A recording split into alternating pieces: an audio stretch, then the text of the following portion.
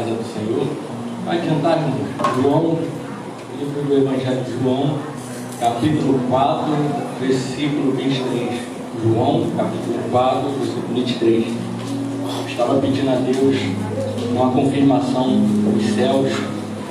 Senhor, confirma que tu está naquele lugar. Eu cheguei aqui e já vi a Débora ali ministrando. Eu falei, tem confirmação maior do que essa? Débora fazer um louvor, é Deus na terra. Amém?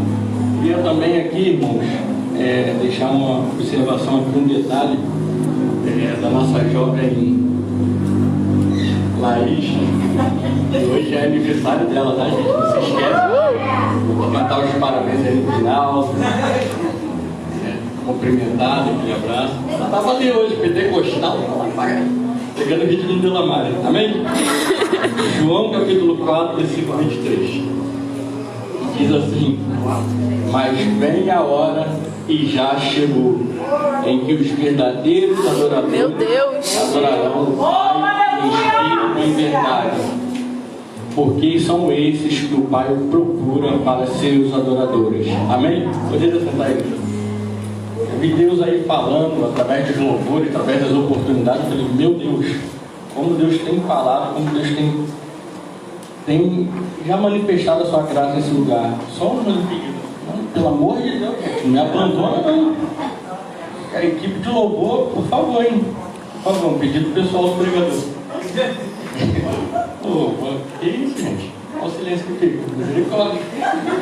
A equipe de louvor, depois. Amém? Aí, tá vendo? Já até, ó. Enfim. E eu meditando a palavra do Senhor, e Deus lhe direcionou a essa palavra acerca de adoração. Mas sei que Deus já tem falado no nosso meio, Deus já tem estado presente aqui. A palavra dele nos afirma, não precisamos sentir Deus. A palavra dele nos assegura que ele está presente. Mas Deus ele se faz presente realmente através dos louvores, através das oportunidades. Coisa linda de Deus. E eu meditando a palavra do Senhor, o Senhor me levou nessa palavra. Eu não li a passagem toda, eu prefiro explicar do que ler para ficar mais didático. Nós lemos um texto que fala sobre adoradores, sobre os verdadeiros adoradores. Mas esse texto se enquadra em que passagem? Nós conhecemos que Jesus, certa feita no seu ministério terreno, ele chegou para uma mulher num poço, uma mulher samaritana. E que contexto era esse? Nós sabemos que os judeus não falavam com o samaritano. Então, quando Jesus pede água, ela já reluta. Como sendo judeus, pede água. Mas por que isso? Se nós olharmos um pouquinho lá na história, eu só vou explicar aqui o contexto, porque faz parte aqui um pouquinho da mensagem. Nós sabemos ali que Samuel ungiu Saul rei. Depois de Saul, nós vemos que Davi reinou. Depois de Davi, Salomão assumiu o reino. Salomão teve um filho chamado Roboão. Roboão teve uma má administração no seu reinado. E ali Deus rasgou o reino de Roboão. Foi dividido o reino. Ora, todo Israel foi dividido em norte e sul. Israel, no norte, ficou com a capital Samaria. E no sul ficou Judá com a capital em Jerusalém. E nós vemos que no sul ali permaneceu Roboão, filho de Salomão. Porém no norte, Deus deu o reino a um capitão da guarda, um general chamado Jeroboão. Detalhe, ele era um capitão da guarda e Deus lhe fez rei. Só que tem um detalhe aqui muito interessante, porque mesmo o reino sendo dividido, todo Israel descia a Judá, porque o templo de Salomão ficava em Judá, em Jerusalém. Então todo Israel descia a Jerusalém para adorar o Senhor. Só que Jeroboão, que agora é rei, com medo de perder o reinado, com medo de perder a sua posição, o que ele faz? Ele implanta uma idolatria em Israel. Ele cria 2 bezerros e põe nos montes lá em Israel, para que o povo não precisasse descer para adorar em Judá, para que ficasse em Israel. Eu acho uma coisa aqui muito interessante. É engraçado que Deus estabelece ele como rei.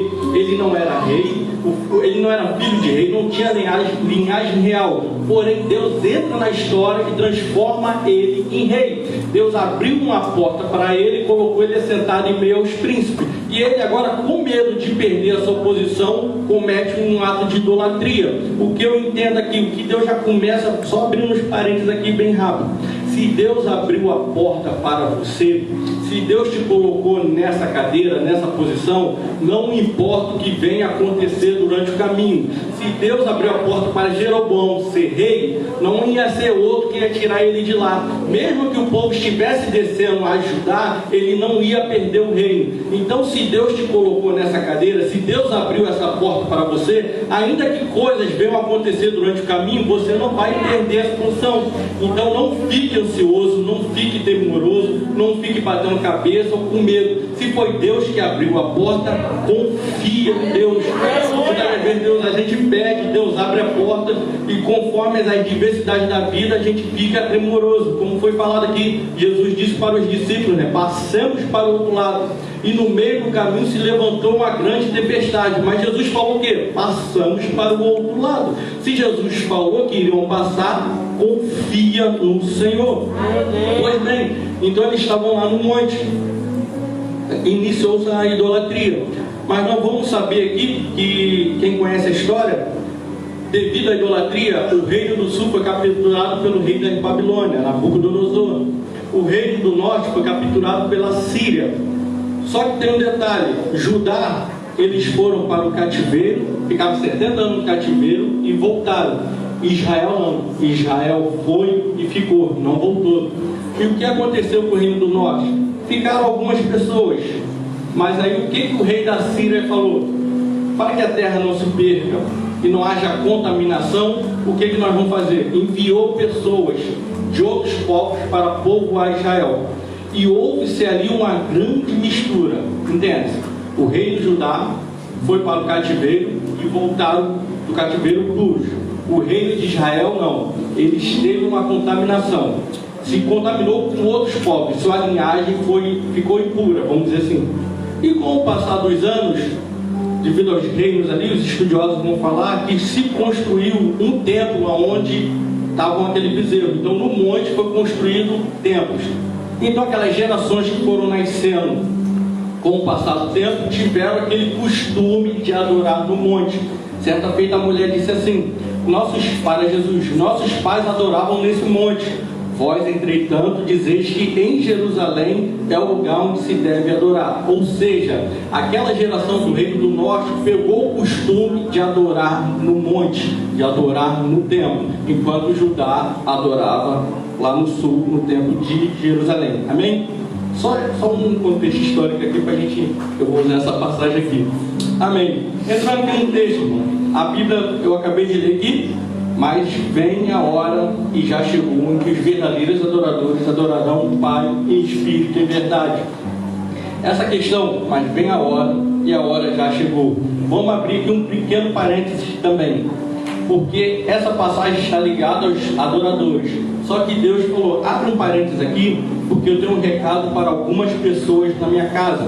Abre um pequeno parênteses aqui, isola um pouco essa parte, porque eu tenho um recado para algumas pessoas naquele lugar. E que diz assim: mas a hora vem e a hora já chegou. Tem pessoas que entrou por essas portas sob uma promessa.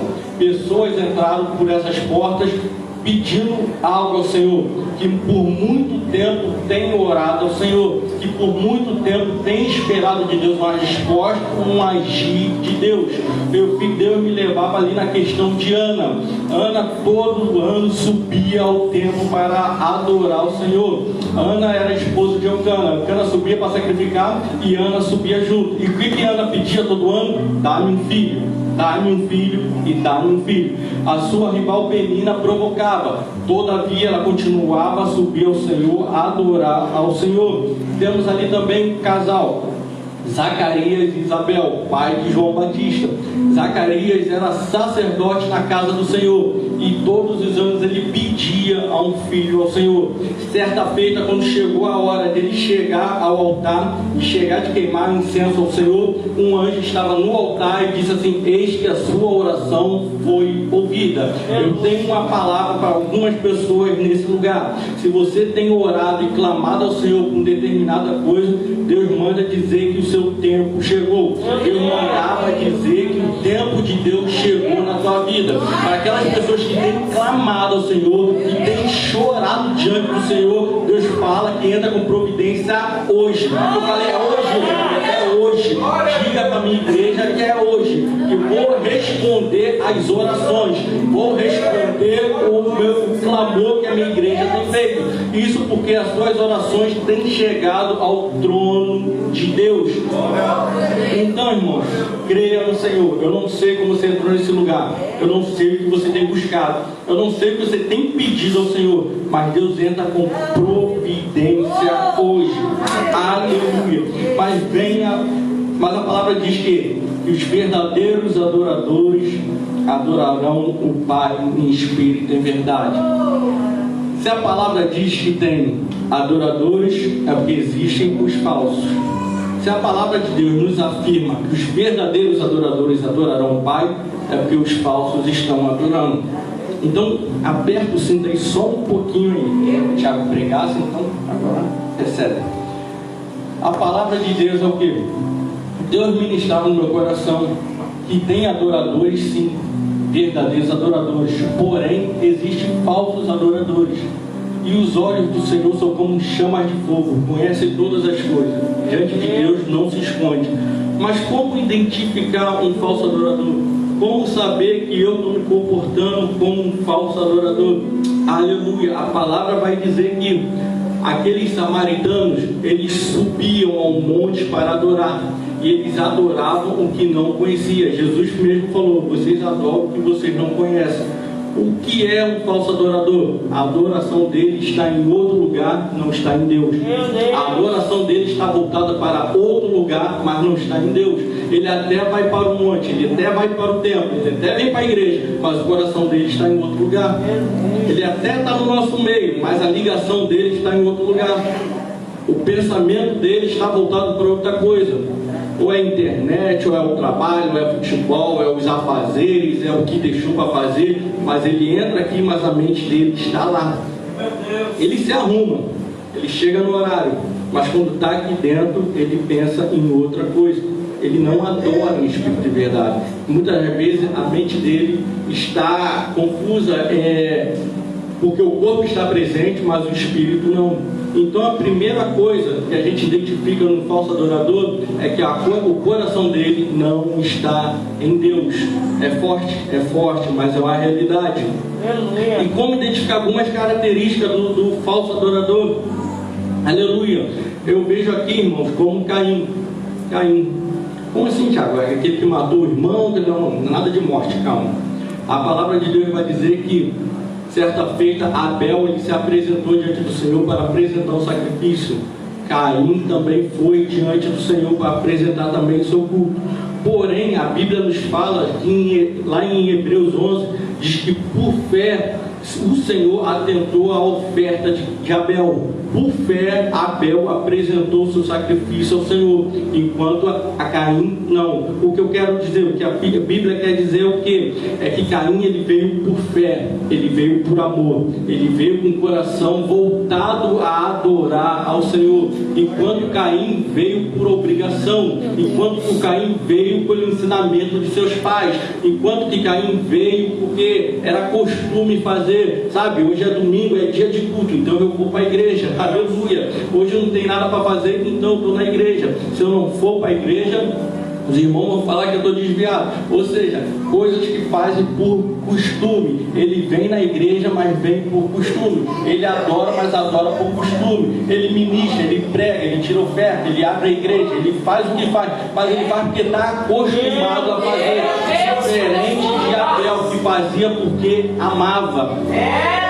Quantas vezes nós chegamos aqui na casa do Senhor, porque só tem eu para fazer, porque se não tiver eu ali, outro não faz, é eu para tudo, eu vou lá porque foi me estabelecido, eu estou no encargo de fazer aquilo ali. Não. O adorador que adora o Senhor, ele adora por amor, ele vem por amor, ele se porta por amor. Se tiver que passar o dia todo na casa do Senhor, envolvido nas coisas do Senhor, ele faz e faz por amor. Ele não faz por obrigação, ele faz porque ama a Deus. Independente do que pode ser lavar a igreja, pode ser abrir a igreja, pode ser o que for, mas ele faz por amor. E o Senhor, ele conhece aquele que faz por amor e aquele que faz por obrigação. Interessante que aquele que faz por obrigação, por costume, é quase aquele que está com o coração lá fora. Ele está aqui, está fazendo as coisas de Deus, mas o pensamento está longe. Ele está até agindo, ele está até fazendo, mas a mente dele está longe, porque ele não tem adorado ao Senhor em espírito e em verdade.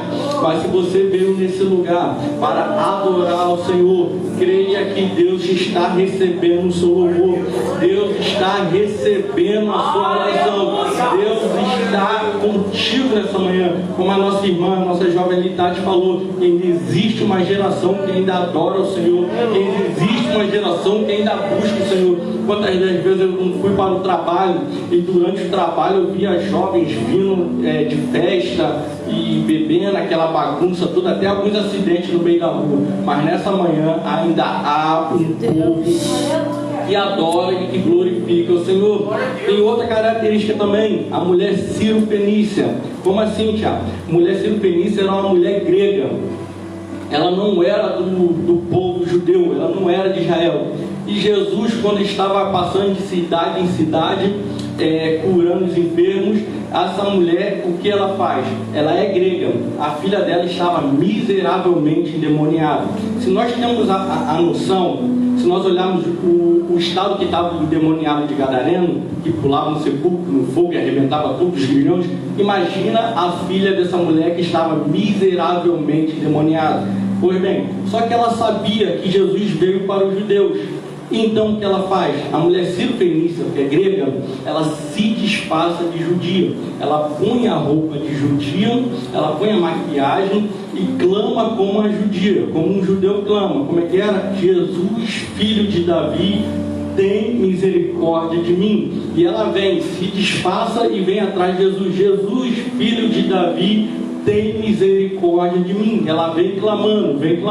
E Jesus vira para ela e fala: não poderei dar aos cachorrinhos os pães para os filhos de Israel. Ou seja, Jesus estava dizendo: eu sei quem tu és, eu te conheço, eu conheço a sua história. Não adianta botar roupa de crente, não adianta chegar aqui e levantar as mãozinhas para o céu, não adianta glorificar, não adianta fazer isso e aquilo, porque Jesus sabe quem você é. Lá fora é uma coisa e aqui dentro é outra. Lá fora usa roupa, e aqui usa outra. Lá fora fala certas coisas e aqui fala outra. Aqui nos amigos é uma conversa, no grupo de WhatsApp é outra coisa. Aqui você assiste o louvor, lá no vigia tu esquece e entra em sites que não é para entrar. Ou seja, aí Deus já me leva na mulher de Jeroboão. Jeroboão, esse mesmo que Deus instituiu o rei sobre Israel. Certa feita a filha dele ficou doente. E ele fala para seu esposo o quê? Olha, se disfarça, põe uma outra roupa, vai diante do profeta para saber sobre o meu filho, se ele vai sarar ou vai morrer. Só que Deus não se engana. De Deus não se engana. E quando a mulher vai diante do profeta, Deus já tinha revelado para o profeta, dizendo: eis que a mulher de Jeroboão veio ao teu encontro. E quando a mulher de Jeroboão pisa na casa do profeta, o profeta entra a mulher de Jeroboão. Ou seja, usam uma veste no palácio e usam outras vestes dentro do profeta, dentro do templo, dentro da igreja. Tem um comportamento lá fora e tem outro comportamento aqui dentro. Age de uma maneira lá fora e age aqui, tudo é bonitinho, aqui tudo é lindo, aqui ele faz e acontece, ele participa, ele sorri, ele brinca, mas só Deus sabe ele lá fora, só Deus sabe que ele não tem nenhum crente vendo, só Deus sabe quando ele está sozinho. Mas Deus, ele conhece conhece a sua história. Deus sabe como foi a sua semana, Deus sabe como foi o seu dia, Deus conhece a intenção do seu coração. E o falso adorador é isso, ele vem, mas o coração dele não está em Deus. Ele adora, mas adora por costume. Ele vem e faz as coisas por obrigação. Mas o verdadeiro adorador não. O verdadeiro adorador, ele adora em espírito e em verdade. Aleluia, glória a Deus. É engraçado, e a palavra nos diz que, vamos nos afogar agora, vou dar uma relaxada. Mas os verdadeiros adoradores, qual é a principal? O que é um verdadeiro adorador? Eu estava meditando ali a questão de José. José era um verdadeiro adorador. Por quê? Ele sonhou, e depois de ele sonhar, ele foi vendido como escravo pelos seus irmãos. E estava como escravo na casa de Potifar. O interessante é que ele, como escravo na casa de Potifar, Deus falava assim, a palavra de Deus afirma que Deus era com José. Mas o interessante é que ele mesmo como escravo na casa de Potifar, a mulher de Potifar se engraçou para cima dele. A mulher de Potifar deu em cima dele, queria se deitar com José. José, escravo, longe de casa, longe de todos e de todos, disse não à mulher de Potifar. Ele negou se deitar com a mulher de Potifar. Mesmo naquela situação, José continuou sendo um adorador. O que é um adorador? Ele adorar em meio às circunstâncias. Não é o momento que faz ele adorar. Ele adora independente do momento que ele está. Ele pode estar diante do mar, ele pode estar no vale de ossos secos, ele pode estar no deserto, ele pode estar na tempestade. Ele adora. O interessante é que Jó perdeu tudo, filhos, perdeu tudo. E quando ele perde tudo, Jó se prostra ao chão e adora ao Senhor. Quem adora ao Senhor, um verdadeiro adorador, a sua adoração não está ligado ao que Deus pode fazer, está ligado em quem Deus é. Aleluia, glória a Deus. É engraçado ali, até mesmo sobre a ameaça de morte, nós vemos como Daniel, as pessoas ali no reino, quando Daniel estava sobre Babilônia, tinham inveja de Daniel, porque Daniel prosperava. Interessante que eles falavam assim, vamos procurar um defeito na vida de Daniel para poder acusar ele diante do rei. Eu te pergunto, se procurar defeito na minha e na sua vida, será que acha? Meu Deus! E eles não acharam defeito na vida de Daniel. Então eles falaram assim, então vamos segundo a religião dele. Todo aquele que não fizer uma petição que não for o rei, for qualquer outra pessoa, será jogado na cova dos leões. Então o rei foi lá e assinou. Quando a notícia chega em Daniel, Daniel se desespera? Não. Daniel fica com medo de orar? Não. Daniel faz pior. Ele abre a janela da sua casa e dobra o joelho e continua a sua adoração.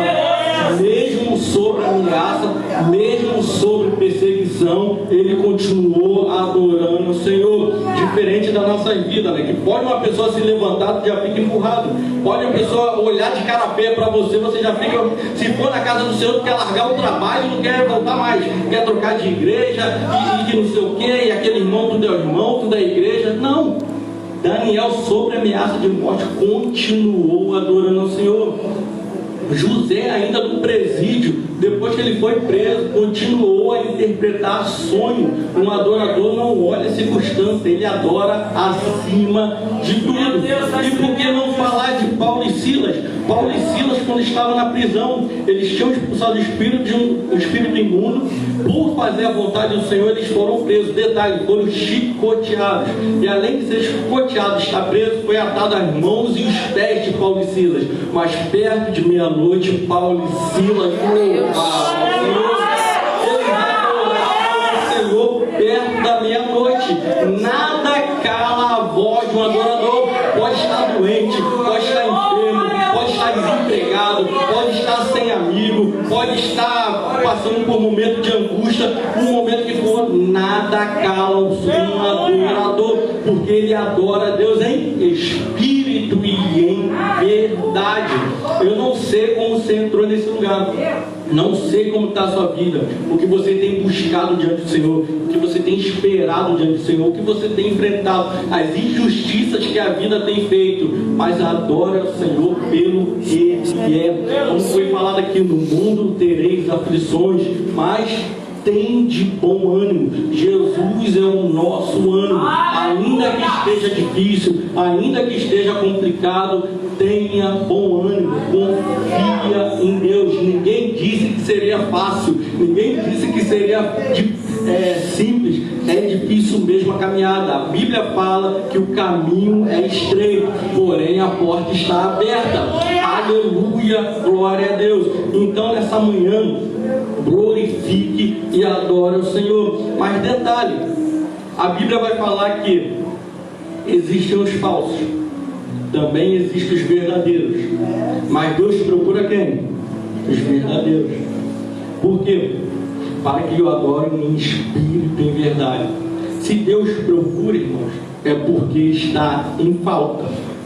Porém, se Deus procura, Ele vai achar.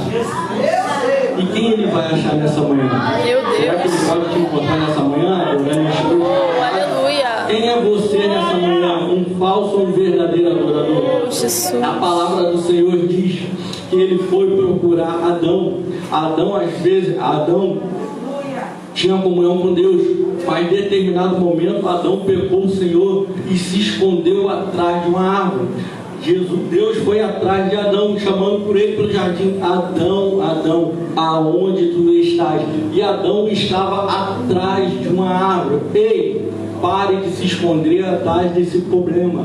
Pare de se esconder atrás dessa causa. De repente você pecou, de repente você falhou, ou de repente tem alguma circunstância que te impede de adorar a Deus em espírito e em verdade. Mas Deus te chama nessa manhã para um compromisso com Ele. Sai de trás dessa árvore, sai de trás desse problema, sai de ficar dando desculpa para tudo. Deus quer te usar, Deus quer fazer, Deus quer te levantar e você fica dando desculpa, fica dando porquê, mas não sei o que, mas não sei o que lá. Aí a Débora hoje fazendo um louvor mistério. Mas dirigindo a Santa Ceia é um pulo. Mas Deus Ele quer te usar, então para de usar esses problemas. Nós vimos ali também o caso de Jonas. Deus foi atrás de Jonas e Jonas estava fazendo o quê? Fugindo da presença do Senhor. Deus pediu para ele ir para Nínive, ele estava indo para Tarsis, mas ele fugindo para Tarsis. Deus foi ao encontro dele e ele fugindo diante de Deus. Pare de fugir da responsabilidade, pare de fugir do compromisso com Deus, pare de fugir da responsabilidade que Deus tem posto sobre a sua vida. Deus marcou essa manhã para nos falar, para te chamar à responsabilidade. Porém, nós vemos ali o caso de quem? O caso de Samuel. Samuel, como criança, e já ministrava na casa do Senhor. Nós vimos aqui como foi lido aqui, foi citado Gideão, e Gideão já malhava o trigo no lagar. E nós vemos ali também Davi. Davi, pequenininho ainda, estava ali no pasto com aquelas poucas ovelhas cantando: o Senhor é o meu pastor e nada me faltará. Ninguém estava vendo as lutas de Davi. Nós conhecemos Davi como rei, ali guerreando contra gigantes, derrotando exércitos. Mas Deus, quando Ele fala eu achei a Davi, foi quando Davi estava lá no pasto cuidando das ovelhas, com um coração sincero diante de Deus. Deus não procura se você sabe fazer, se você sabe agir, se você vai, se você... Não, Deus quer um coração sincero. Deus busca um coração sincero para o adorar. E nessa manhã, se Deus vir ao teu encontro, como está o teu coração? Você tem adorado a Deus em espírito e em verdade? Quais são os seus frutos diante de Deus? Quais são as suas obras diante de Deus? Deus está aqui nessa manhã. Ele quer ter um compromisso comigo, Ele quer ter um compromisso contigo. A hora vem e a hora é chegada de adorar a Deus em espírito e em verdade. Chega de ficar brincando, chega de ficar fingindo de ser crente. Satanás está lá fora buscando a quem possa tragar. E se tu não vigiar, se tu não se comprometer com o Senhor, Satanás vai te tragar. Então nessa manhã, firma os seus pés na rocha, toma uma posição diante de Deus, porque Deus Ele tem te chamado a compromisso. Amém? Irmãos, até aqui que Deus me deu. Agradecer.